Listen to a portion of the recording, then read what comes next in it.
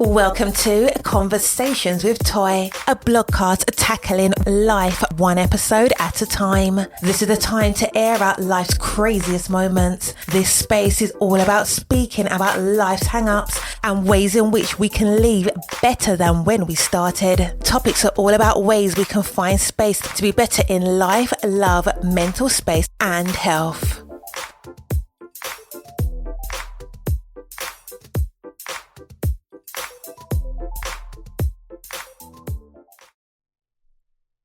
Happy Friday.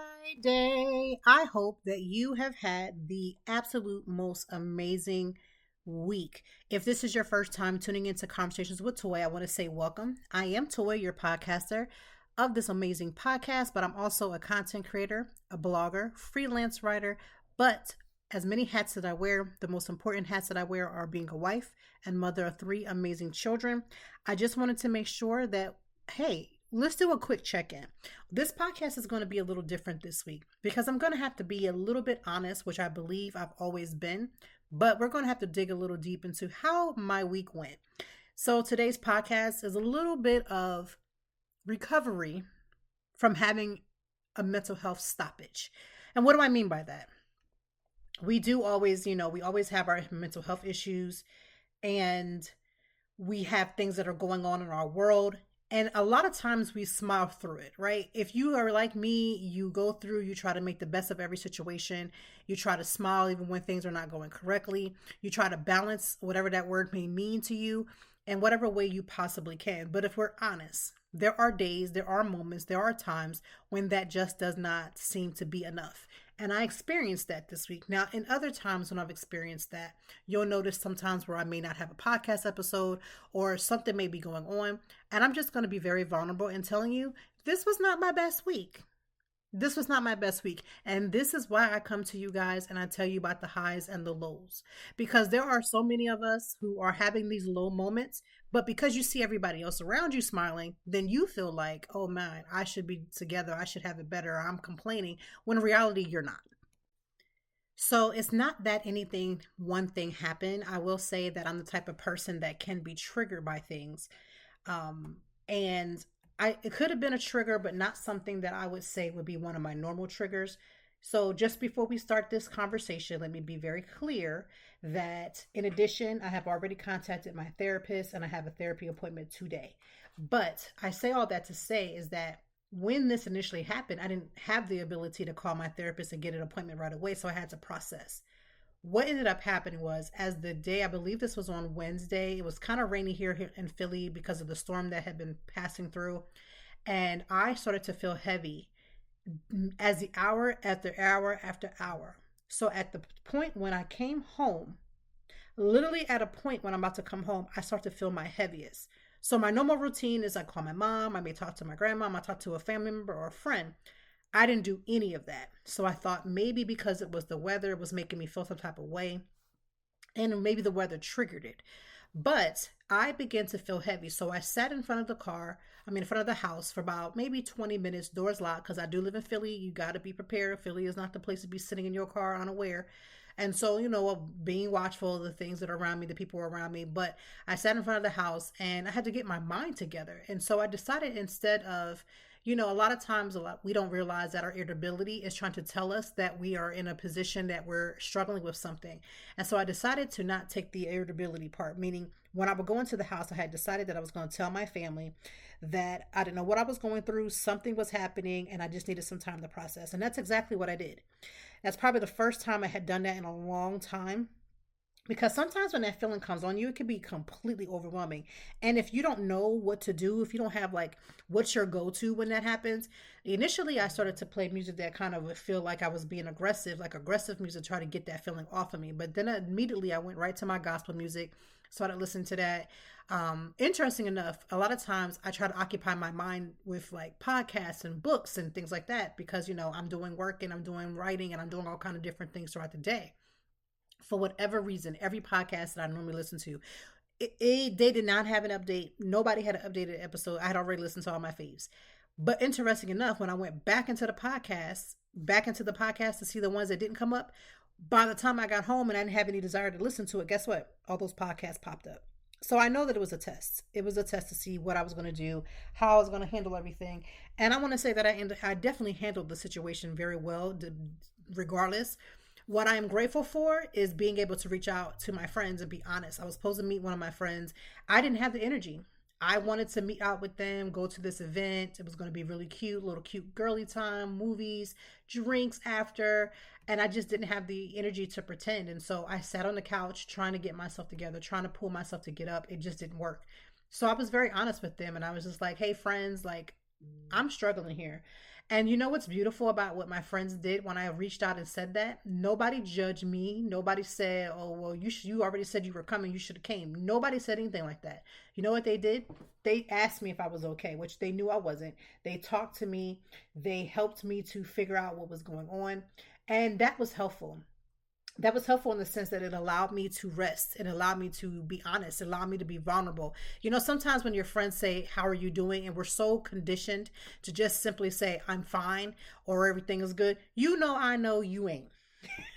You're not always good. So it felt good to be able to be honest and say, no, I'm struggling today. I am really struggling. I don't know how to get through this.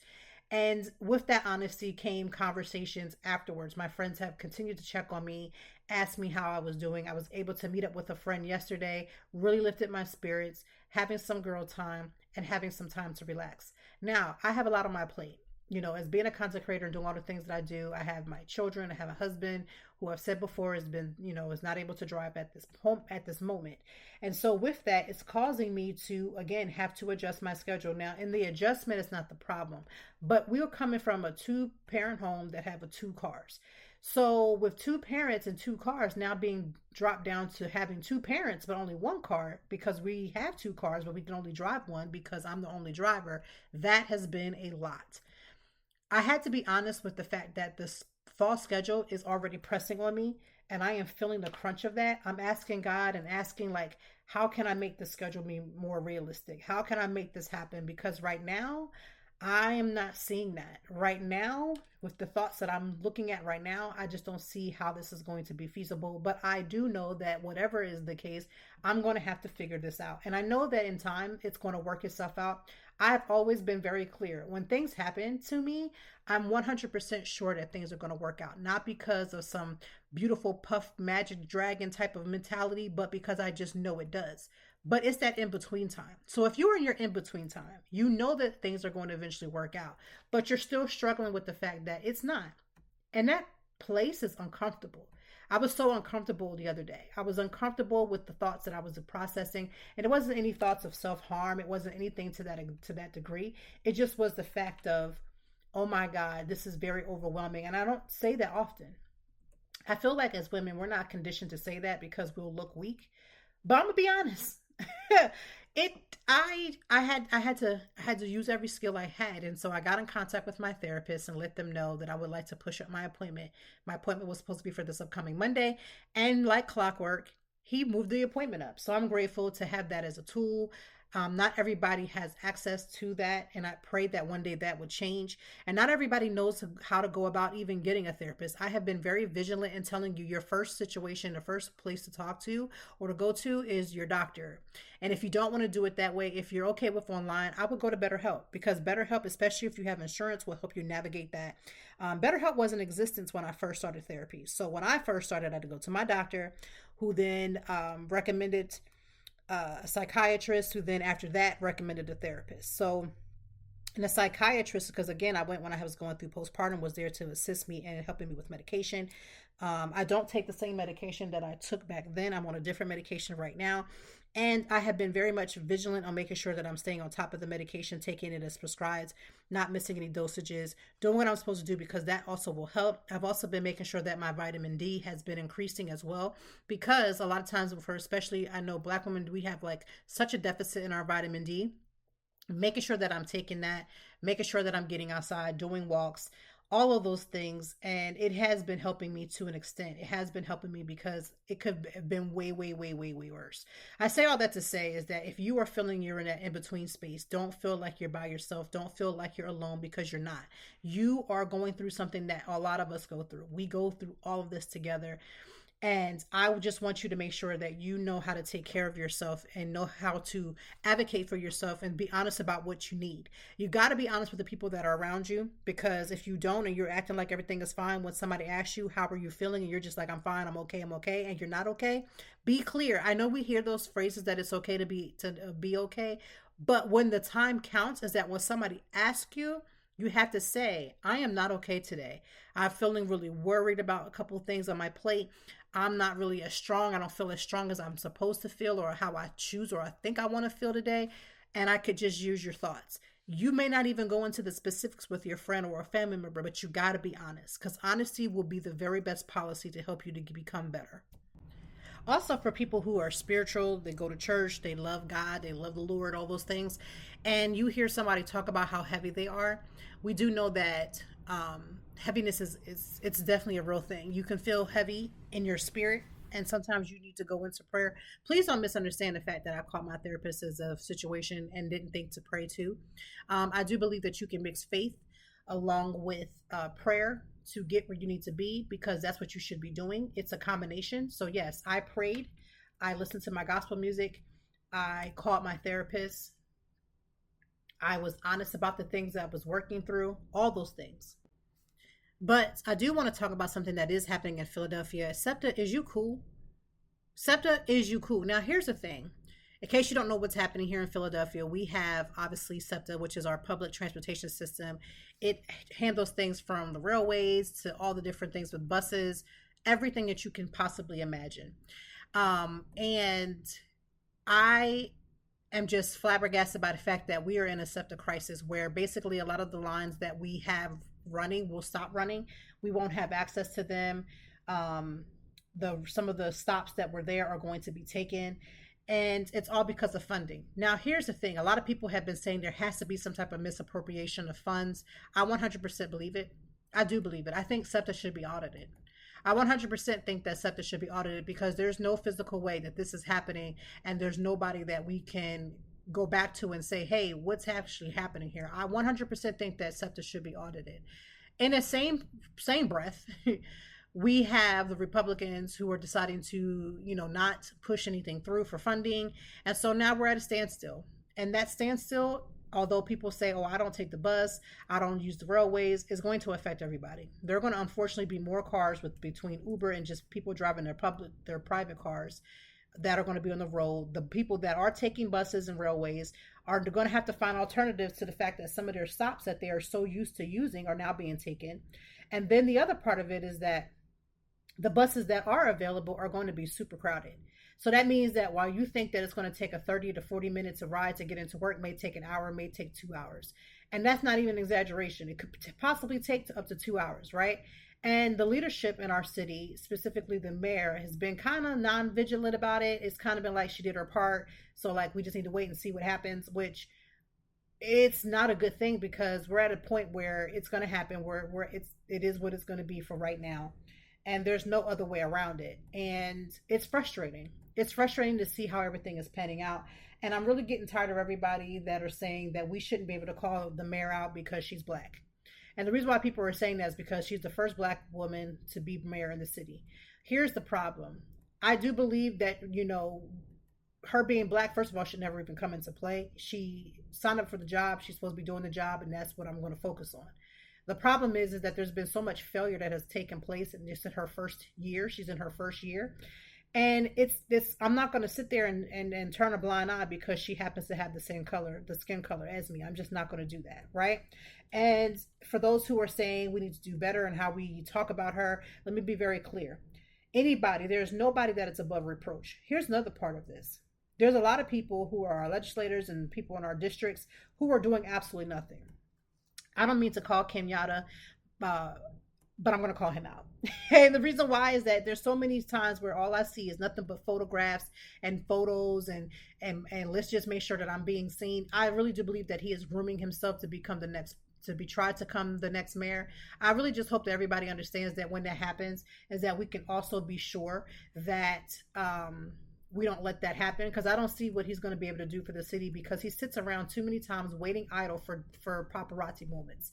He's there for the big times. If there, God forbid, there's something that needs to be snapped, a picture to show he was there, oh, he's on it.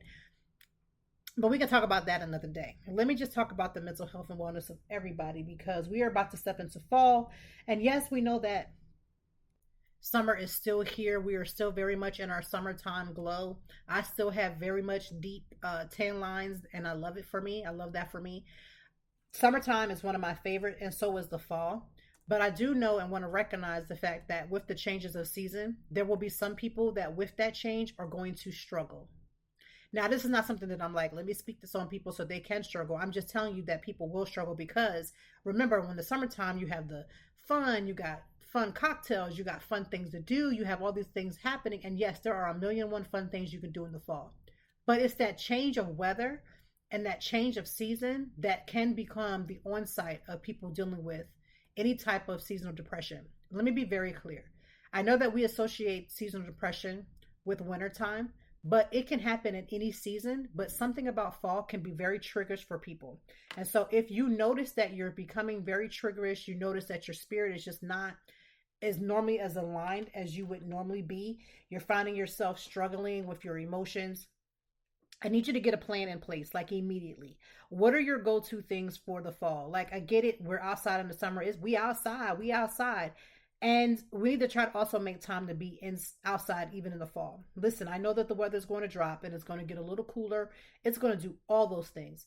But we also need to make sure that we do what we need to do to make sure that we're taking walks.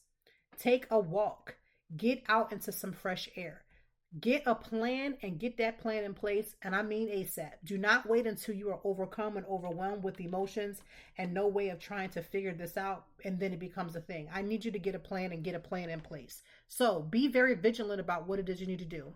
10 to 15 minutes outside can do a wonder on your mindset. It really will. I know it's cliche. We say this all the time, but it's true. Just sitting outside for a few moments every single day could be very beneficial to your wellness, because fresh air allows you to really think, allows you a break. Sometimes we are just too busy on our cell phones. We are too busy with life, and we don't take the time out for ourselves. So go ahead and take a couple of minutes for yourself. Also, start developing a better wake up plan or a better morning routine, and definitely a better nighttime routine. And this is going to be vital. Sometimes we just wake up and we're just doing things all helter-skelter. We haven't planned the night before to how to be successful in our day. And you're like saying to yourself, well, I know what time I have to get up for work. I know what time I got to drop somebody off for school or whatever it is that you're doing every day. But you don't have an actual morning plan, and you definitely don't have a nighttime plan. You want to give yourself grace and give yourself that wind down period. Sometimes, like, I know I'm guilty of it, just jumping into bed. And I want you to find a routine that works. Like, start doing the whole taking off your makeup, getting your shower, whatever that you need to do. But also, like, put in some journal time, put in some reading time. Maybe listen to one of your podcasts at night. Just allow yourself to wind down. Now, I have said this before, and I know this is harder and it's easier said than done for a lot of people. But let me be very clear. You are going to want to make sure that you are also getting your cell phone away from you. I'm not telling you to turn it off, because God forbid, if an emergency happens, you need to have somebody needs to be able to contact you. But have your cell phone a little further from your bed, because we spend so much time on our cell phones that we are checking it when we're supposed to be asleep. Now, I did a detox last fall, and I think I'm going to do it again, where I started to set my phone to tell me how much time I'm on.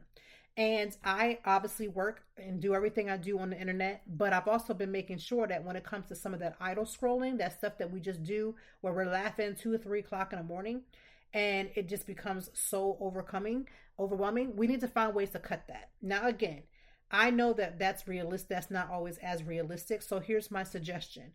I used to have Fridays be my scroll day. So Friday nights, I would allow myself to do my thing. I would be on my scroll.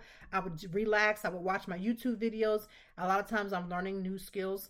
And for those who want to learn how to do makeup and things that you don't know how to do, I highly suggest you find it on YouTube. It is visualization for those who are visual learners.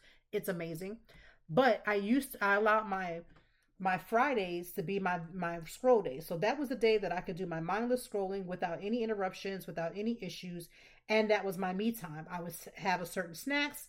I was doing all the things. And that's what I did because I wanted to try to move myself from doing it throughout the day where I supposed to be productive and I'm not. Right. And I am encouraging you. I'm not telling you you should or you shouldn't. I am telling you should, but I'm not enforcing it. I think that you should probably put in some more downtime when it comes to your cell phone because we are on there way too much. And yes, I get paid to be on my phone, as I tell my family, because I'm making deals and all the things online. But I also have to be still mindful of what I'm doing and how much time I'm spending on the phone. So put that in the back of your mind to consider putting that as a suggestion as we begin the process of again getting back to a better schedule. And here's the reason why. All summer long, we've been running these streets. I've been ripping and tearing, running in these streets every now and again. Every time I turn around, I'm somewhere. But fall makes you slow down just a little bit. Yes, I'm going to be doing all the fun things, the pumpkin patches, the apple picking, all those things. So what I have decided to do is to be, again, refine my morning routine, refine my nighttime routine. Also putting, again, schedule blocks. I have been putting schedule blocks because I get invited to so many events that I have been making sure that I am not overwhelming my schedule. And personally, I don't even think I can do it just because of the fact that I'm the only driver now. I don't even have the capacity to show up as much as I was. So if you start seeing me at less events, just know I'm still working. If you see me at less events, please know I'm still doing stuff behind the scenes, but my family is first, and that's just what it's going to be. Other ways to get prepared for the change of the season outside of the morning schedule routine and the nighttime routine. Start getting your stuff together for like bringing in beautiful bold colors for the summer. You know, for the fall, there's a lot of browns, a lot of oranges, a lot of beautiful greens, a lot of deep purples and things that you can bring into. So again, I've already started buying my lipsticks to get ready for that, to make sure that my lippies are ready to go. Changing the color, seeing what I need to get, going through my own wardrobe, making sure that everything is good. And the reason for that is because, again, the goal is to make sure that I'm prepared and then finding better, or not even better, but fun ways to handle that. So the more fun ways that I can find a way to prepare for the fall is what I choose to do. I'm encouraging you to do the same. Here's a list that I made for you, for those who are listening and you're saying to yourself, what are some other ways that I can help to as I ease back into this routine? 1, start adjusting your sleep and wake up times at least a week before your schedule change. I've already started. My schedule will not change for another 2 weeks. I've already started this week by making sure that I wake up much, much earlier. I have to be up in my house about 4:30, 5 o'clock.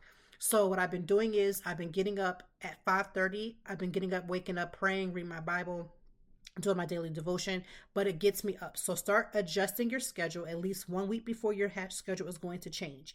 Again, practice morning rituals like breakfast, packing your bags, quiet journaling. I actually would say do that at night. Pack your bags at night. What do you need? Start prepping your food, start meal prepping. You know, I've been kind of lenient on that all summer long because we kind of been getting by because my husband's been at the house more. So it's like, he could put a meal on, I could put a meal on, but I'm going to make it strong back and forth with the meal planning, getting that together on a Saturday or Sunday, getting all the meals together, prepping my own personal snacks and things that I need for the day as well. Because just because you work from home or you're a freelancer or however you do what you do, you need to be prepared. If you don't pack what you need to be eating, you won't eat it. All right. So let's get that together. Also be honest about your anxiety. I am being honest about the anxiety. I'm being honest about the personal fatigue that I've been experiencing. So be very, very honest. It's okay to feel off balance right now. And that's something you should repeat to yourself. It is okay for me to feel off balance right now. Okay. Also, I did a blog post about micro moments. You know, self-care is a beautiful thing. And again, self-care is just recognizing what it is that you need at any given moment. It's not bubble baths. All those are great ways to showcase it, but they're not the only way to showcase self-care. But try micro moments. These are 5-minute moments or 5-minute moments that you can take. For instance, try a 5-minute breathing exercise. Or create a calm corner at home or at work or however you do. You may have a home office like me. Do that. If you have children, make a calm down kit, right? With fidget toys, coloring sheets, or notes of encouragement. My kids love those types of things. Those are great ways to do those things. Again, Sunday evenings, prepare for your week. What are you wearing this week? What do you need to have together for the week? Also, I'm going to do something very differently. I am so tired of my kids because they're going back to school in 2 weeks. You know, when they bring the papers home and then we tell them to put it at a certain place, but for whatever reason, them kids ain't listening. The spirit of listening is just not always there. So we have been missing so many papers and things last year. I'm in the way of going to like a Michael's and finding something to build something that I can put paperwork in, like leave it here at the door or put it in this particular bin. That way we for sure know that we can find it. Again, those are great ways to be prepared ahead of time, right? When you are talking to someone else, you're asking them really about how they're doing, or you're asking yourself too how you're doing. Don't just say how you're doing so they can just say good or well. Ask open-ended questions. Something like, what's something you're looking forward to, or what felt hard today? Because you can't just say nothing. You would then have to have a whole conversation about it, right? You want to validate people's concerns without making them feel like you're going to fix it. Like when people are talking to you, sometimes they don't want to be fixed. They just want to be heard. So one thing that my husband and I do as a couple is we say, are you listening? Are you speaking to me because you want me to give you a result, or you want me to fix it, or you want me to listen just for the sake of listening? So do that. Have more conversations like that. Please prioritize. Make sure that you are putting in the focus of great balanced meals. I need us to make sure that we are eating good meals in the morning. I had to get on my husband about that with all his new stuff that's going on. We've been on him as a family, as a unit, like, hey, did you eat breakfast today?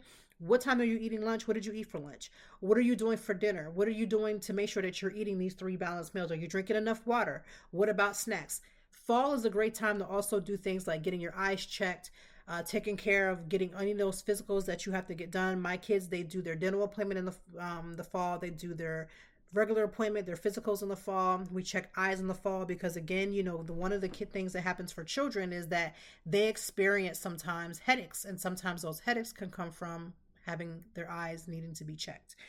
Just a few things. Some fall things that you can be and prepare for is start a seasonal journal, which means get a journal that's exclusively just for the fall. I do this too. I have so many journals. This is why I don't get mad when people give me multiple journals or multiple pens, because I'm the type of person who will use each journal for something specific. So let's say I am creating a journal to write out how I feel about content creation. I could do it in that way. If I wanted to do a journal that's exclusively for the fall, that means everything that happens from the start of fall to the end of fall will go in that journal alone. Then I will start another journal for other things for other times. Do something like that. Again, I talked about apple picking and nature walks, crafts, all those things. You can do all of those things, right? You can create all of those types of things. And these are ways to help with your schedule. This is just a way to help with your mindset. Schedules are going to change. Let me also stress, for this doesn't matter where you are in the United States. You know good and darn well that if a school bus extends their arm, please stop going around the school bus because you are being too lazy to wait a few minutes. It is not those kids' fault that you left that house late because you didn't do your nighttime routine. 2, you didn't do a good morning routine because now you're running late. Not anybody's fault for you to put yourself or somebody else's child in harm of causing serious injuries and or death to other kids or to kids in general just because you don't want to wait. I can't stand how we move as a society, but nobody wants to wait for lights. People are running through lights nowadays. People are running through stop signs. People are not waiting for merging. We got to do better as a people. We really have got to do better, because what happens is we get into these accidents, these things happen, and now all this money is being spent to correct the wrongs. Let's correct them before they can even begin. So yeah, rough week, very, very rough week, but I am super confident, like super duper confident that the week is going to get better, that the day is going to get better, that things are going to work out, but I'm going to be very vigilant how I take care of myself, be honest where I'm at, take care of doing better with my my daily activities, with my nighttime routine, my morning routine, start being intentional with my time, intentional with my space, intentional with the people that are around me. Because I'm going to tell you right now, having the wrong people around you when you're going through something, it's definitely not good either. So check your friend circle. You don't always have to tell everybody what's going on, but you should be honest about the fact that you're not okay. I can't stress that enough, because if you're like me and you're dealing with that middle, it's that in-between time. In-between time can shake your foundation if you're not sure. But you can do this. You can get through anything. You can do anything. I have faith in you. I have faith in myself. And I hope that you have a good weekend. Now, you know what I'm going to say to end this podcast. I want you to find at least one activity that you truly, truly enjoy. Something that's going to fill your cup. There's too many days, too many nights to be going around struggling. And I said struggling and you're not doing stuff that makes you happy. I cannot stress it enough. So I hope that you have a good day. I hope that you have a good week. And I will see you next week with Conversations with Toy. Thank you for listening to this very short but very sweet podcast episode. Thank you as always for joining me, and I know that even in the deepest or joyful conversations that there's something we can learn and apply. Until next time, I hope that you are doing better. If not, we will be back to talk some more and handle it. Peace to you and yours. Stay grounded.